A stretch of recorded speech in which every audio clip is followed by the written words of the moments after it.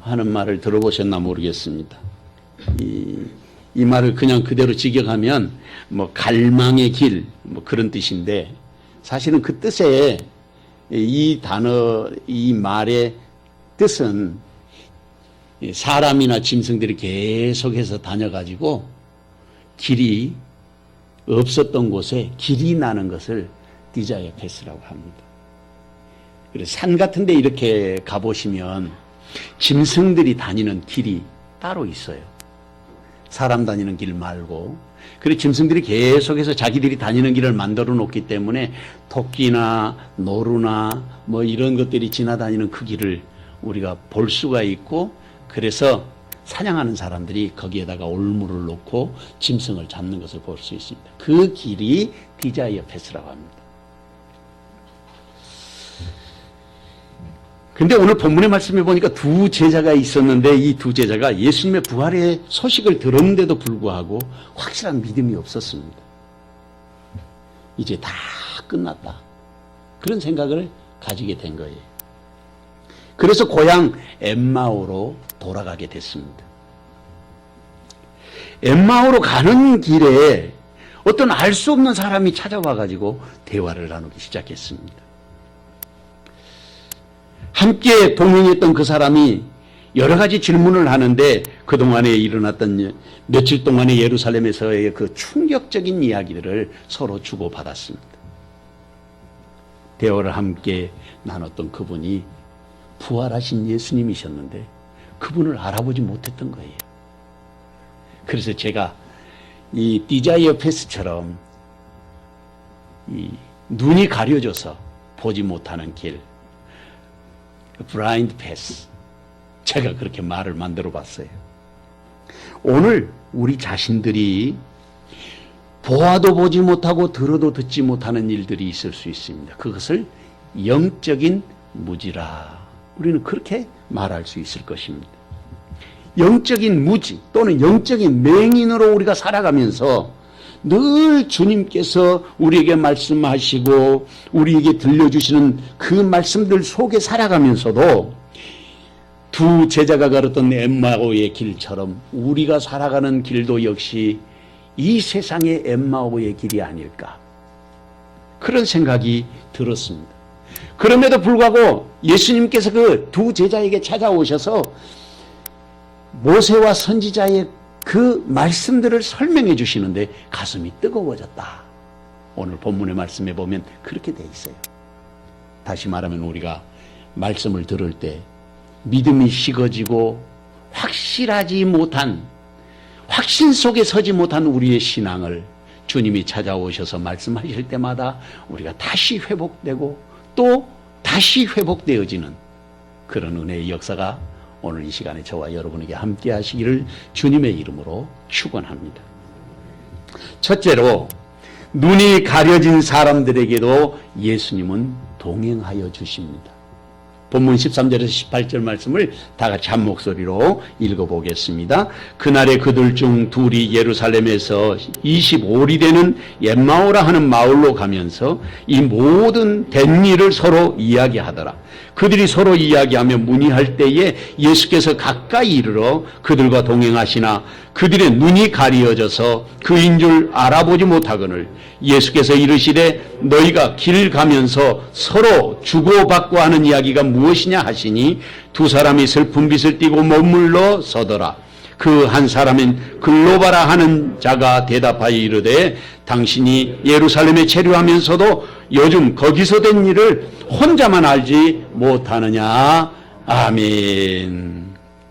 본문의 말씀을 읽어보면 제일 먼저 그날에 이렇게 시작하고 있습니다.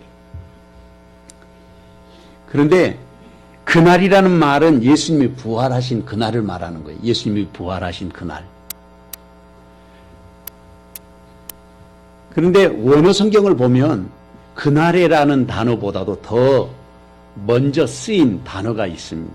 그게 뭐냐면 카이 이두라고 하는 단어를 쓰고 있어요. 카이라는 말은 접속사인데, 그리고 그러나 그런데 여러 가지로 해석이 가능한 헬라어 단어인데 이두라는 말이 뭐냐면 영어로 하면 behold, 보라 그런 뜻이거든요. 그러니까 이 카이두라고 이 말을 전체 문맥 속에서 번역해 보면 그러나 봐라. 뭘 보라는 것이냐면 이 믿음 없는 두 제자가 엠마오로 가는 것을 보라는 그 말이 맨 앞에 나와 있어요. 근데 우리 성경에는 그것을 번역해 놓지 못했어요. 그 느낌이 안 나도록 우리 성경에는 봐라. 이 두 사람의 길을 보라. 주목하여 보라고 말하는데 그 느낌이 우리 성경에는 없어요.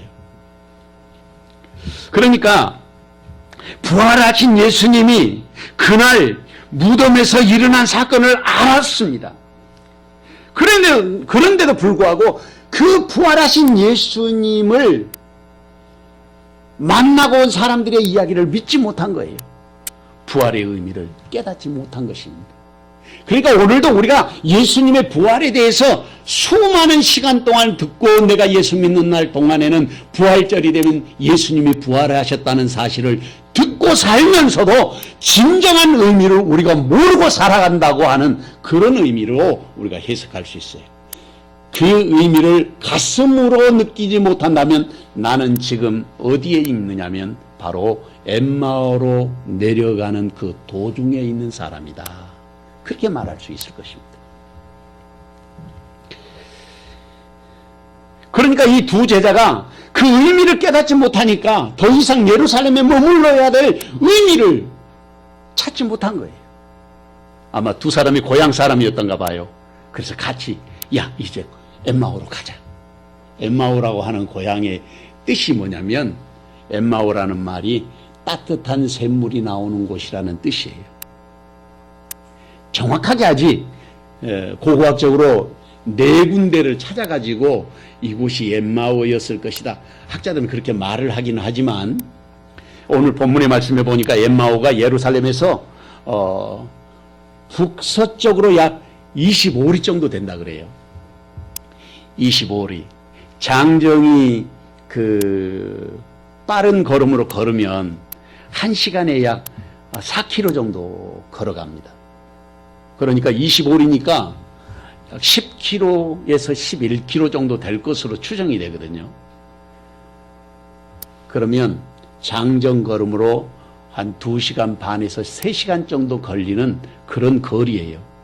그러니까 반나절은 가야 되는 거죠. 오후에 점심 먹고 예수님이 오전에 부활하셨다는 이야기를 막달라 마리아에게서도 듣고 또 베드로하고 요한하고 예수님의 무덤을 찾아갔는데 그 이야기도 들었는데 믿을 수가 없어요. 왜냐하면 나의 지식과 나의 경험과 나의 이성이 그것을 받아들이지 못하게 하는 거예요. 그래서 엠마오로 가는 것입니다. 오늘도 우리가 우리의 생각과 우리의 경험, 우리의 지식과 이성으로 받아들일 수 없는 과정에 있다면 그 사람은 지금 엠마오로 내려가는 과정에 있다. 그렇게 말할 수 있을 것입니다. 그러니까 본문의 말씀은 behold, 보라, 가장 먼저 그걸 서두에 쓰고 있는데 이 말씀을 왜 서두에 써놨을까? 원어 성경에, 우리 성경에는 없지만 그것은 엠마오로 가는 이 두 제자의 삶을 자세하게 기록해놓고 우리 신앙의 삶의 가르침이 되게 하기 위해서 주님이 틀림없이 이 말씀을 기록해 놓게 하셨을 것이다. 그렇게 우리가 해석할 수 있어요. 그러니까 우리가 믿음으로 살아가는데 우리의 영적인 무지를 강력하게 지적하고 있는 말씀이 오늘 본문의 말씀이다. 그렇게 해석이 되는 거예요. 또 믿음으로 사는 것이 단순히 형식적인 신앙생활, 종교생활 정도로만 이해하는 사람들에게 예수님께서 찾아오셔서 예수님 자신을 다시 한번 생각나게 하고 또 예수님의 부활에 대해서 설명하시는 그것이 오늘 본문의 말씀의 내용입니다. 때때로 믿음으로 사는 것처럼 보여도 우리가 엠마오로 돌아가 버리는 그런 삶을 살아갈 수 있다 그 말이에요. 믿음이 없어. 믿음이 아주 없는 것은 아닌데 믿음이 없어져 버리는 것이죠. 믿음을 가졌다가. 그게 엠마오로 가는 길입니다. 그리고 자신의 삶의 의미도 잃어버리고 자신의 삶의 목적도 상실해버리는 거예요. 그렇게 되면 자신의 삶을 포기하게 되고 그리고 방황하는 영혼이 되는 것입니다. 다시 본문의 말씀으로 돌아가서 그날에 그들 중에 둘이 예루살렘에서 25里되는 엠마오라 하는 마을로 내려가면서 이 모든 된 일을 서로 이야기하더라. 그렇게 말하고 있습니다. 그러니까 지난 3일 동안 있었던 이야기들. 왜 3일 동안 계속 있었을까? 그게 바로 유월절이기 때문에 그런 것입니다. 유월절 행사가 하루 만에 그냥 단순하게 끝나는 것이 아니라 유월절과 함께 무교절과 초실절이 한 주간 동안 계속 이어지는 거예요. 유월절을 지키고 난 다음에 초실절, 그날이 바로 예수님 부활하신 날이거든요. 첫 열매를 따는, 거둬들이는 날. 그날이 초실절인데, 그래서 예루살렘에 머물러 있다가 이 두 사람이 지금 내려가는 거예요. 내려가면서 오늘 아침에 일어났던 이상한 이야기들, 막달라 마리아가 무덤에 찾아갔는데 무덤은 비어 있어서 정말 겁나고 그리고 두렵고, 또한 다른 한편으로는 천사들을 만났는데 그 천사들이 예수님이 부활하셨다고 가르쳐 주셨다는 거예요. 그것이 얼마나 감격스러웠겠습니까? 그 이야기를 와서 하고, 그리고 또 다른 두 제자 베드로와 요한이 무덤을 방문했는데 진짜 이 막달라 마리아가 이야기한 것처럼 예수님은 그 무덤에 계시지 않았던 거예요. 이 두 사람이 예루살렘에서 지난 3일 동안 그 과정 속에서 보았던 모든 사건들은 너무너무 충격적인 사건 아니었겠습니까? 대제사장들과 그리고 관리들이 예수님을 잡아서 십자가에 못 박아 죽이는 그 장면을 틀림없이 두 눈으로 목격했는데 죽은 사람이 어떻게 살아났냐 말이죠. 그것도 못에 박혔을 뿐만 아니라 로마 군병이 옆구리를 창으로 찔러서 물과 피가 쏟아지게 했는데, 얼마 전에도 제가 설명드렸지만 물과 피가 쏟아질 수 있는 장기가 없다고 합니다. 우리 장기에. 옆구리를 그냥 찌른다고 여기서 물이 쏟아지는 게 아니라 심장을 찔러야 물과 피가 함께 쏟아진다는 거예요. 심장을 찔러야. 그러니까 이 두 사람이 생각하는 모든 이 이야기들과 일어난 현상들에 대해서 지금 가면서 너무 충격스러웠으니까 그것을 서로 지금 이야기를 나누면서 내려가는 것입니다. 그것뿐만 아니라 오늘 그 시작하면서 그날에, 그렇게 본문의 말씀이 기록되어 있는데 그날, 이 그날이라는 말이 테헤메라, 헬라말로 그렇게 말이 기록이 되어 있어요. 그 헤메라라는 말은 아침에 동이 뜨면서부터 해가 질 때까지를 헤메라라 그래요. 날이라는 말이에요. 그러니까 지금 이 두 제자가 엠마오로 가는 그 과정에 시간은 언제쯤 될 것으로 생각이 되냐면 오후쯤 되어서 엠마오에 도착할 때쯤 되니까 날이 어둑어둑해진 거예요.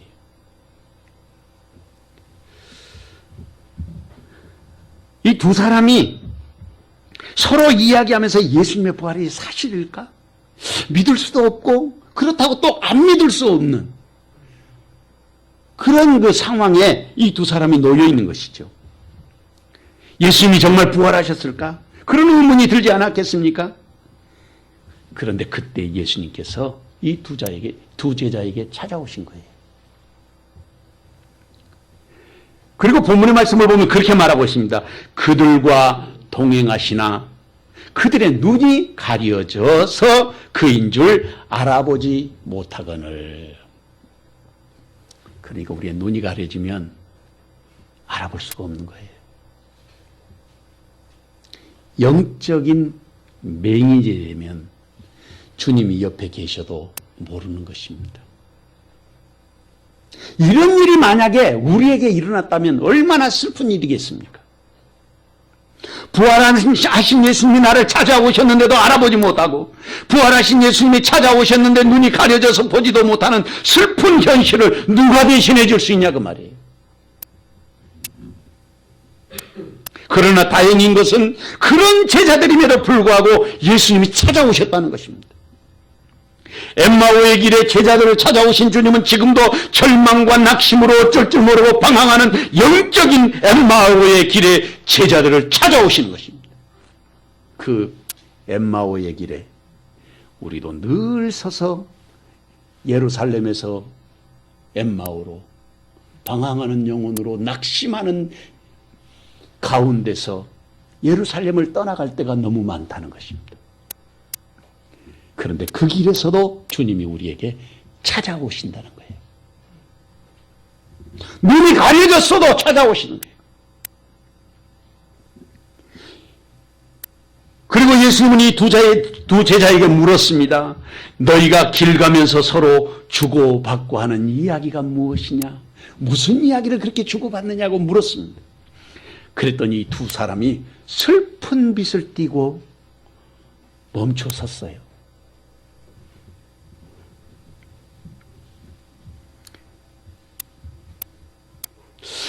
이 두 사람이 예수님의 질문에 슬픈 빛을 띠고 왜 멈춰 섰을까? 그런 생각 해보셨습니까? 보면 18절 이하의 말씀을 보면 그 대답이 거기에 기록이 되어 있어요. 당신이 예루살렘에 체류하면서도 요즘 거기서 된 일을 혼자만 알지 못하느냐. 지금 예수님이 어디로 가고 계셔요? 예루살렘에서 제자들과 함께 지금 엠마오로 가고 있는 길이거든요. 그러니까 예수님도 틀림없이 이 두 제자가 생각할 때는 유월절을 지키고 지금 고향으로 돌아가는 사람인 것으로 생각했을 거라고 말이죠.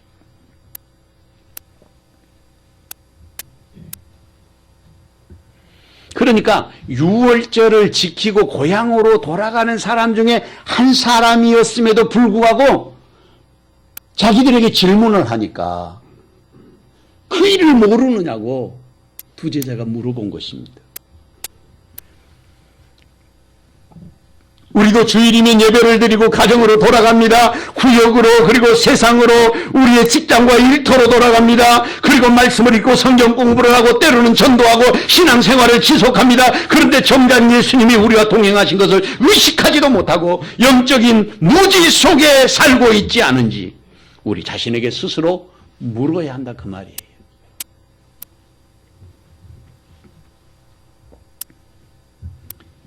여기서 한 가지 우리에게 위로가 되고 안심이 되는 것은 그럼에도 불구하고 주님께서 그 엠마오의 길에 두 제자에게 찾아오셨다는 것입니다. 우리에게 지금도 찾아오신다 그 말이에요. 우리의 믿음이 약하고 또 나약하여지고 우리가 절망 가운데 방황할 때도 주님은 우리에게 찾아오시는 것입니다.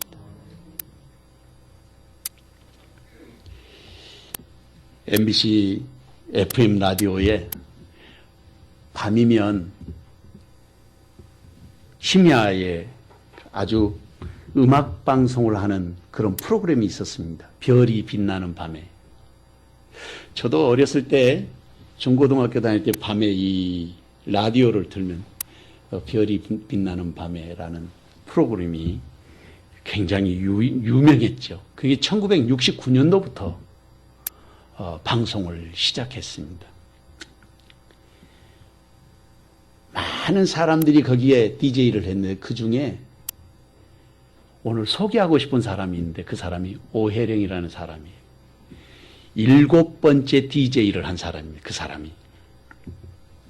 연세대학교 영문과를 나오고 희곡을 썼는데 성야라는 희곡을 경향신문에 발표하면서 신춘문예에 당선되었습니다. 많은 희곡과 수필을 써서 그 이름을 날렸고 동아일보에서는 연극대상, 한국희곡문학상 등 수상 경력도 화려한 그런 사람이었는데 이분이 그냥 예수를 믿는 게 아니고 이분은 카톨릭 신자인데 굉장히 신실한 사람이었어요. 어느 날 병원에 가서 검사해 보니까 암에 걸린 겁니다. 그리고 그 자기의 일기를 쭉 써내려갔는데 너무 감동적이에요. 캐톨릭 내에도 성령 쇄신회라고 하는 그 기도 운동하는 분들이 계십니다. 거기에 소속되어 있는 신부님들 그리고 수녀님들하고 거기에 소속되어 있는 캐톨릭 신자들은 진짜 기도를 많이 해요. 강력한 성령의 역사를 사모하고 성경을 그렇게 열심히 읽는 사람들이에요. 그분의 일부 간증을 수필식으로 자기를 제3자로 이렇게 써서 해놨는데 제가 잠깐 소개해드리려고 합니다. 그는 날마다 죽음을 기다리는 사람이었습니다. 이 사람이 이제 그가 누구냐면 자기예요. 그는 날마다 죽음을 기다리는 사람이었습니다. 매일 달력의 숫자에 빨간 색연필로 빗금을 쳐나가면서 죽을 날이 다가오는 것을 지켜보고 있었다. 예정된 죽음의 날짜가 며칠 지난 어느 날이었다. 물만 먹어도 토하고 혈변을 보는 고통은 계속되고 있었다. 그때 매주 꽃을 보내주는 사람이 있었다. 그날도 희망을 버리지 말라는 메모와 함께 150송이를 보내왔다. 그는 반시간 가까이 꽃에 얼굴을 파묻고 가만히 있었다. 정신이 몽롱해지기 시작했다. 그때 어디선가 갑자기 그녀의 목덜미를 낚아채는 강한 손길을 느꼈다. 순간 그는 정신없이 방바닥에 나동그라졌다. 직감적으로 살아계신 예수 그리스도가 찾아오셨다는 것을 느꼈다. 그의 그물이 텅 비어 있을 때 주님께서 실패의 현장에 찾아오신 것이다. 그는 반사적으로 이렇게 외쳤다. 당신은 대체 누굽니까? 왜 죽음의 한복판에까지 따라오시는 것입니까? 그 말을 내뱉고 나자 그동안 주님을 나몰라라 하면서 마음대로 살았던 자기 죄에 대한 두려움이 엄습했다. 어디서부터 회개해야 할지 몰라 눈물만 쏟아졌다. 며칠 동안 화선지에 붓글씨로 자기 죄를 회개했다. 수십 개의 양초가 녹아내릴 때까지 회개하고 또 회개했다. 그렇게 회개하기를 반년 가까이 지난 어느 날이었다. 그날도 기도와 찬양을 하며 예배를 혼자 드리고 있었는데 온몸에 오한이 덮쳐왔다. 이제 죽는 시간이 다가왔구나. 죽음을 예감했다. 너무 추워서 이불깃을 잡아당기는데 겨드랑이에 잡히던 임파선 암덩어리가 만져지지 않는다. 어깨에 복숭아 씨만 하던 멍울도 사라져버렸다. 그리고 또 복수로 차올랐던 배가 꺼져 있었다. 여기까지. 지금은 경기도 어느 조그만 마을에서 버림받은 노인들을 돌보고 평화의 집을 경영하고 있다고 합니다. 지금도 하루에 9시간씩 기도하는 삶을 살고 있다고 합니다. 열왕기하 6장 20절 말씀에 보면 사마리아에 들어갈 때에 엘리사가 이르되 여호와여 이 무리의 눈을 열어서 보게 하옵소서 하니 여호와께서 그들의 눈을 여심해 그들이 보니 자기들이 사마리아 한 가운데 있더라. 사랑하는 성도 여러분, 절망 속에 허덕이며 방황하는 영혼이었던 엠마오의 두 제자가 가는 길에도 주님은 찾아오셨습니다. 지금 엠마오의 길을 걷고 있는 사람이 누구입니까? 그리고 부활하신 예수님은 누구에게 찾아오신 것입니까? 주님은 그 자리에 지금 저와 여러분이 서 있다고 말씀하십니다.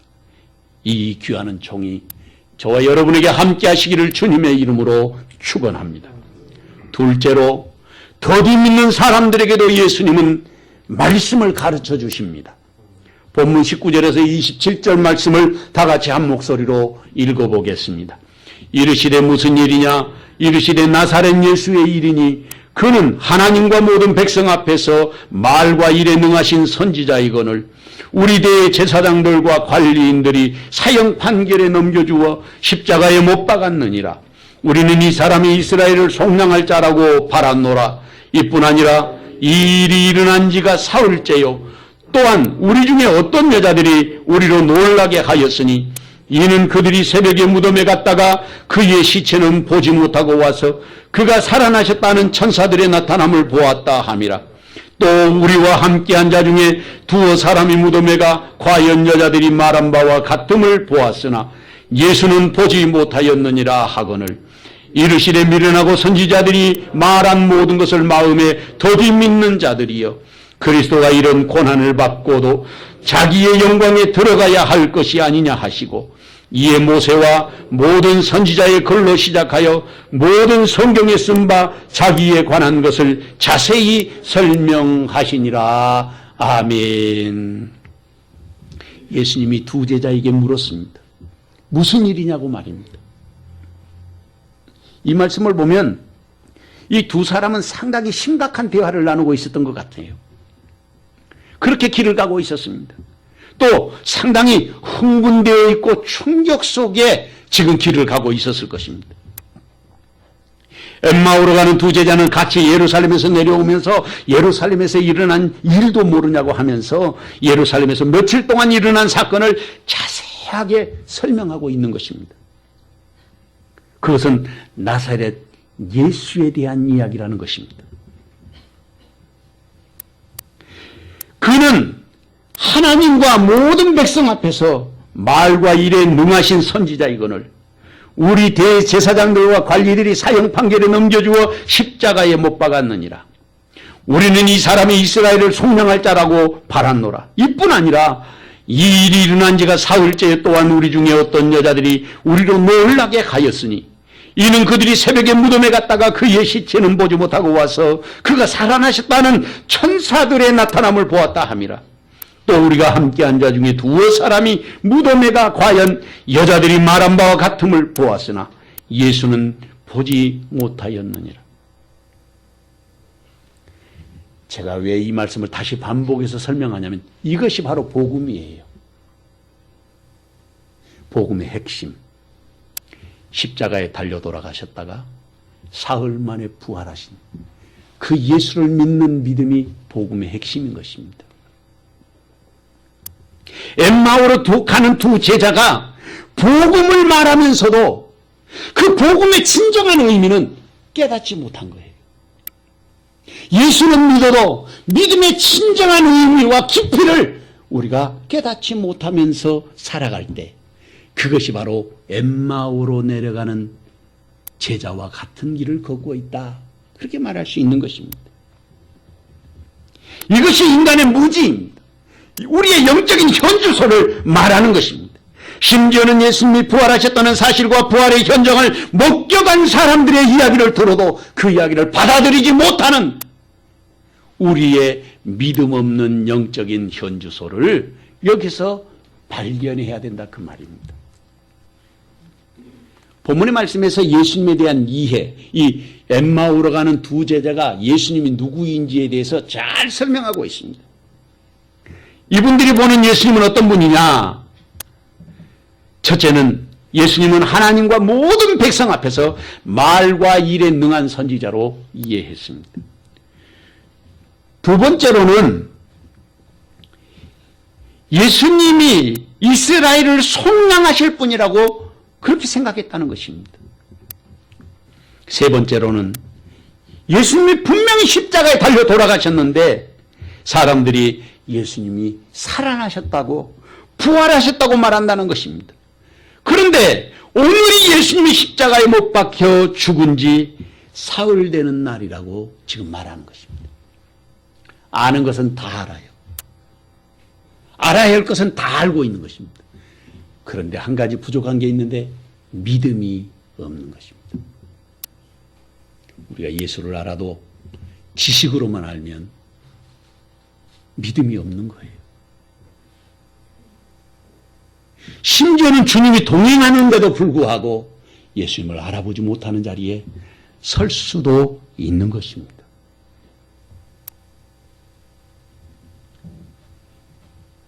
여기에 이 제자들이 말하고 있는 아주 중요한 말이 하나 있습니다. 여자들이 오늘 새벽에 무덤에 갔는데 예수님의 시체를 보지 못하였고 천사들이 여자들에게 예수님이 살아나셨다고 하는 그 말을 전해주었다는 것입니다. 그리고 우리가 함께한 사람 중에도 두어 사람이 무덤에 가서 과연 여자들이 말한 것과 같다는 사실을 확인했지만 그 다음에 나오는 말이 중요합니다. 예수는 보지 못하였느니라.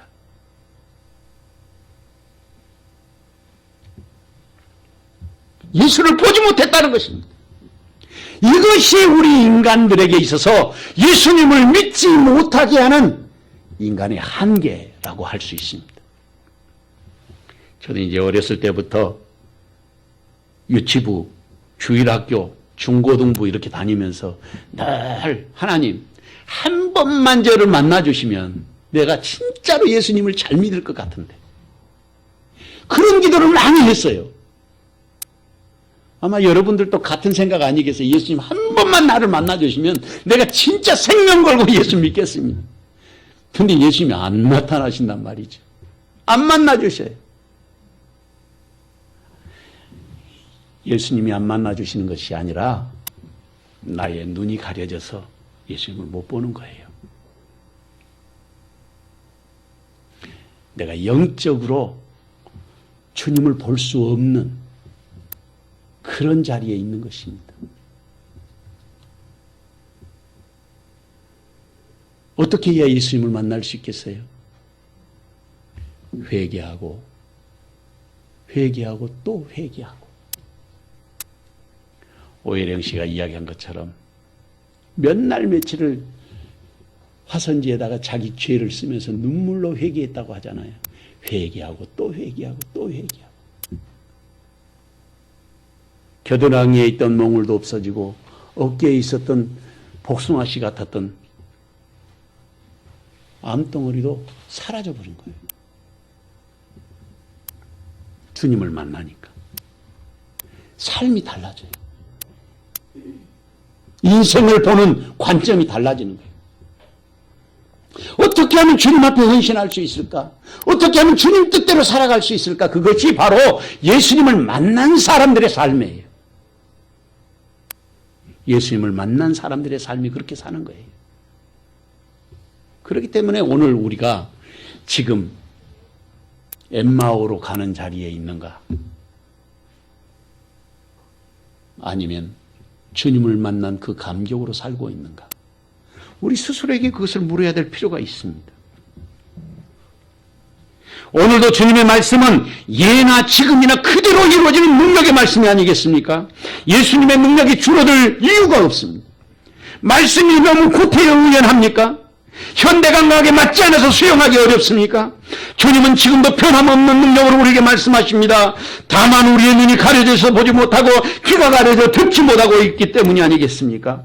오늘도 우리가 회개하고 또 회개해서 주님이 쓰실 수 있는 도구 되기 위해서 자신이 애쓰고 수고하는 믿음의 삶을 살아야 할 것입니다. 주님이 더디 믿는 엠마오 두 제자를 찾아오신 이유가 무엇이겠습니까? 그 목적이 무엇이겠습니까? 제가 우연하게 순복음 신안상교회 최영우 목사님의 글을 발견하고 이야 정말 설명을 너무너무 잘했구나. 그래서 소개해드리려고 합니다. 보이는 육체의 세계와 보이지 않는 영의 세계를 연결시켜주는 것이 있는데 그것이 우리의 말과 마음이라고 합니다. 말은 우리의 육체와 마음을 연결시켜주고 마음은 우리의 영과 하나님과 연결시켜준다는 거예요. 말이 마음과 연결시켜주고 그 말은 우리의 육체와 연결이 된다는 것입니다. 그래서 우리가 영의 세계와 육신의 세계가 전혀 다른데 이게 연결되는 중간 매개체가 있는데 그게 뭐냐면 육체는 말을 통해서 연결이 되고 말은 마음을 통해서 연결이 되고 마음은 영혼으로 연결되고 그 영혼이 하나님과 교제하게 된다 그거예요. 거꾸로는 하나님은 우리의 영혼을 통해서 역사하실 때에 우리의 마음이 움직이게 되는 거예요. 그리고 우리의 마음이 움직이게 되면 우리의 말이 거기에서 마음의 움직임대로 설명하게 된다는 것입니다. 그리고 그 말이 우리에게 있어서 우리의 입을 통해서 나오게 되면 우리의 육신을 제어하는 도구가 되는 거예요. 이거를 최영호 목사님이 글을 써놨어요. 이야, 설명을 참 잘했구나. 우리를 이해할 수 있도록 분석을 해놓은 것입니다. 탁월한 지혜를 하나님이 주셨다. 그래서 그런 생각이 들었어요. 더디 믿는 이 엠마오로 가는 두 제자에게 예수님이 찾아오신 이유가 무엇입니까? 영으로 이해가 안 되니까 말로 설명을 해주는 거예요. 말로 설명해야 마음이 움직이고 마음이 움직여야 영이 주님의 말씀에 접촉이 되고 그리고 그 영이 성령에 의해서 지배를 받게 되는 거예요.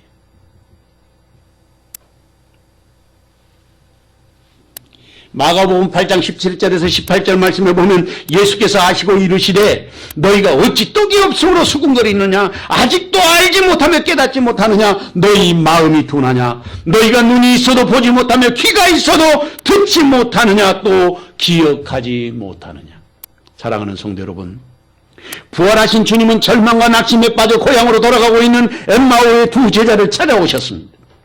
그리고 그들의 믿음 없음을 책망하시면서 자세하게 모든 선지자의 글을 설명해 주셨습니다.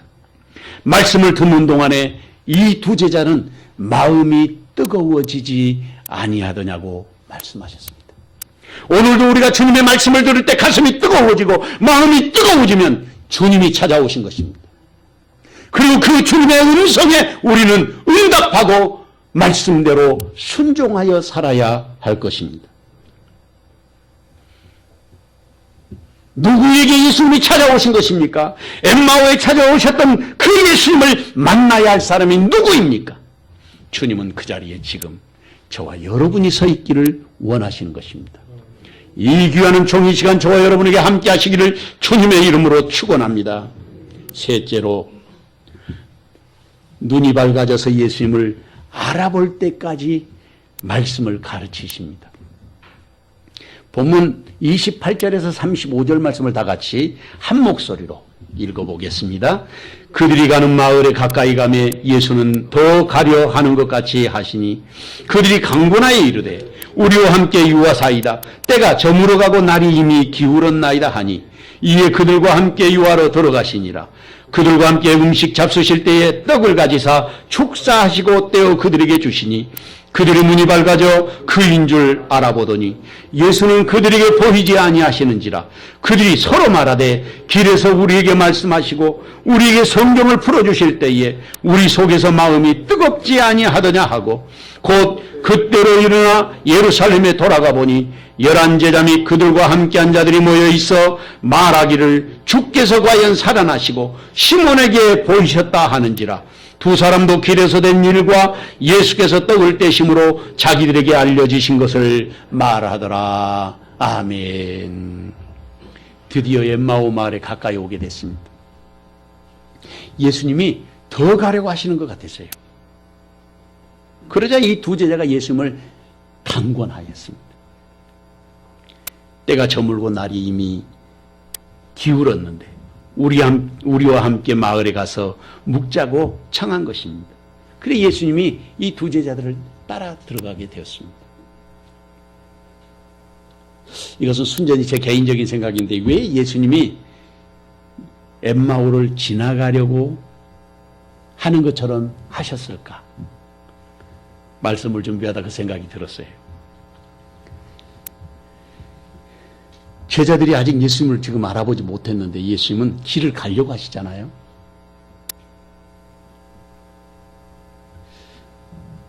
저는 혼자 생각에 예수님께서 이 제자들의 마음을 시험해 본 것이 아닐까 그런 생각이 들었어요.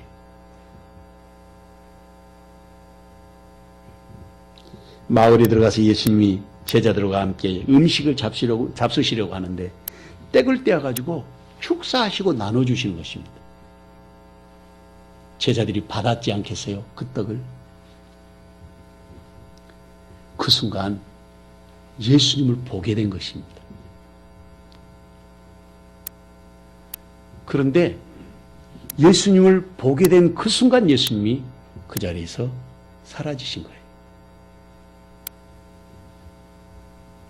제가 이 장면을 가만히 말씀을 중요하면서 묵상을 했는데 제자들이 떡을 들고 예수님을 알아봤는데 예수님이 그 자리에 사라지신 거예요.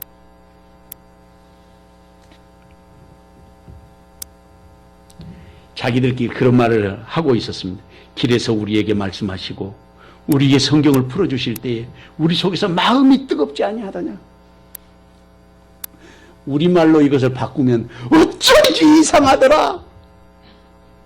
예수님과 계속해서 같이 오면서 대화를 나눴는데 이 말을 우리말로 순수한 우리말로 표현하면 어쩐지 이상하더라. 가슴이 뜨거워진 그 느낌을 우리 그렇게 표현할 수 있지 않겠어요? 여기서 우리가 깨달을 수 있는 중요한 영적인 원리가 하나 있습니다. 그것은 예수님께서 제자들에게 말씀을 풀어주실 때에 마음이 뜨거워졌다는 것입니다.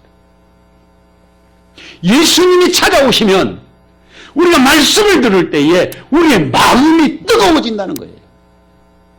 그것이 지금 주님께서 우리에게 말씀하고 계신다는 증거라는 것입니다. 이게 성경 말씀을 들을 때의 마음이 뜨거워진다고 하는 말은 성령께서 우리와 함께하고 계시다는 증거라는 것입니다. 우리가 스스로 알 수 있지 않겠습니까? 그래서 이 두 제자는 본문에 보면 오던 길로 돌아서 아마 그 밤에 밤을 재촉해서 예루살렘으로 돌아간 것 같아요.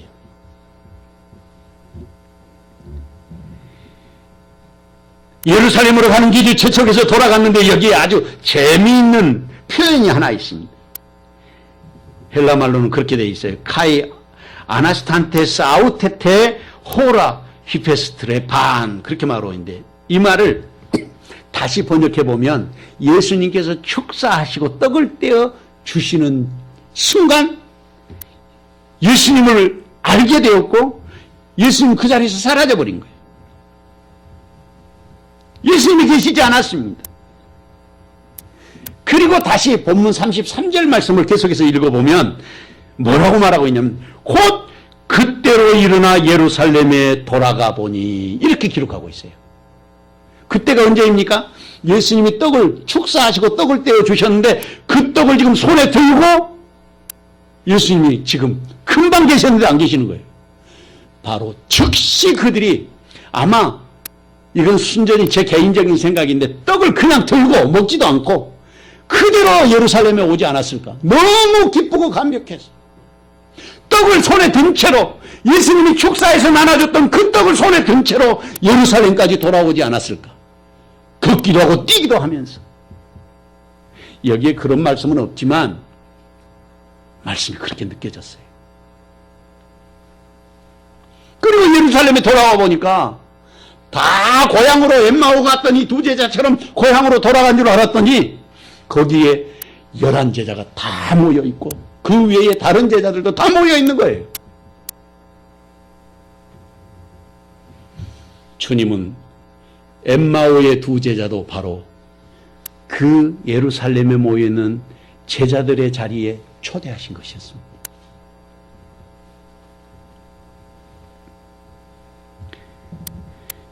그리고는 거기에 있는 제자들이 다시 예수님의 부활에 대해서 이야기하는데 시몬에게도 예수님이 나타나셨다는 거예요. 시몬이 누굽니까? 베드로 아니겠어요? 베드로에게도 예수님이 나타나실 거다. 그 이야기를 듣고 이 엠마오로 가던 두 제자도 자기들에게 일어난 이야기를 하고 있어요. 본문에 보면 아마 그때 이 엠마오로 가던 두 제자가 제자들 앞에서 자기들이 경험한 부활하신 예수님을 설명할 때 어떻게 이야기를 했을까? 아마 침이 마르도록 예수님을 만난 그 사실에 대한 이야기들을 예루살렘에서 내려가면서부터 예수님을 만나서 성경 말씀을 가르쳐 주시던 그 모든 내용과 함께 떡을 떼시던 그 이야기, 그것을 갖다가 제자들에게 설명했을 거라 그 말이죠. 자, 자기들이 가슴이 뜨거워졌다는 것입니다. 오늘도 우리가 말씀을 들을 때 우리의 마음이 깊은 곳에서부터 뜨거움이 있어야 하겠습니다. 여기에서 우리가 알 수 있는 것은 부활하신 예수님은 제자들이 깨달을 때까지 하나님의 말씀을 풀어주셨어요. 제자들의 마음이 뜨거워질 때까지 성경을 설명해 주셨습니다. 그것이 주님의 사랑이었습니다. 지금도 주님은 우리가 하나님의 말씀을 듣고 마음이 뜨거워지기를 기다리고 계십니다. 누가 주님의 말씀에 귀를 기울여야 하겠습니까? 누가 주님의 말씀에 응답하며 살아야 할 사람이겠습니까?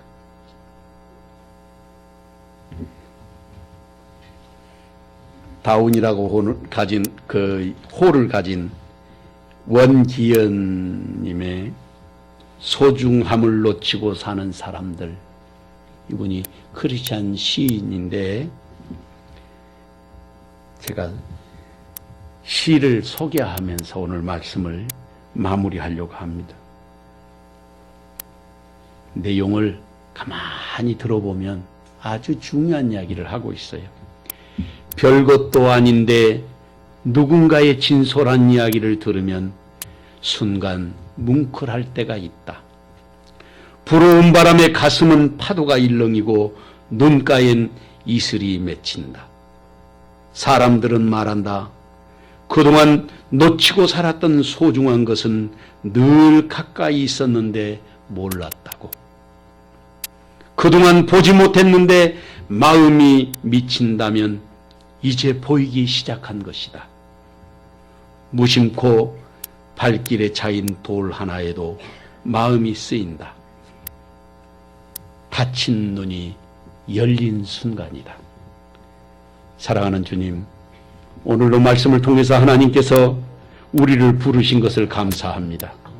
말씀 속에 하늘의 지혜가 우리에게 있게 하시고 말씀을 들을 때 우리의 가슴속 깊은 곳에서부터 주님께서 뜨겁게 역사하여 주시고 우리의 삶을 돌아보아 회개하고 또 회개하여 주님 쓰실 만한 도구 되게 하옵소서.